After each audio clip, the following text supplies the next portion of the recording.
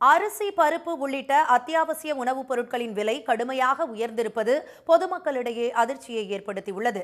வட மாநிலங்களிலிருந்து பருப்பு வரத்து குறைந்ததால் துவரம்பருப்பின் விலை கடந்த ஒரு மாதத்தில் மட்டும் 50 ரூபாய் வரை அதிகரித்துள்ளது. ஒரு கிலோ துவரம்பருப்பு 180 முதல் 200 ரூபாய் வரை விற்பனையாகிறது. சென்னையில் ஒரு கிலோ அரிசி 50லிருந்து 70 ரூபாய் வரை விற்கப்படுவதாகவும் அண்மை காலமாக அத்தியாவசிய பொருட்களின் விலை அதிகரித்துள்ளதாகவும் கடை உரிமையாளர்கள் கூறினர். பார்த்தா அரிசிலாம் நம்ம 30 ரூபாய் 35 ரூபாலாம் இருந்தது கம்மி ரேட். இன்னைக்கு கம்மி ரேட் ரைஸ்ன்னு பார்த்தாலே நம்மக்கிட்ட இல்லை. 50 ருபீஸ் தான் ஸ்டார்டிங்கு. 50 to 70 வரைக்கும் இருக்குது. அதுதான் நம்மக்கிட்ட ரைஸோட இதுவே. 1 கேஜி பெர் கேஜிக்கு சொல்கிறது நான். பருப்பு எல்லாமே நம்ம ஃபஸ்ட் குவாலிட்டிங்கிறதுனால அந்த 180 துவரம் பருப்பு, சிறு பருப்பு 120 அந்த மாதிரி இருக்குது.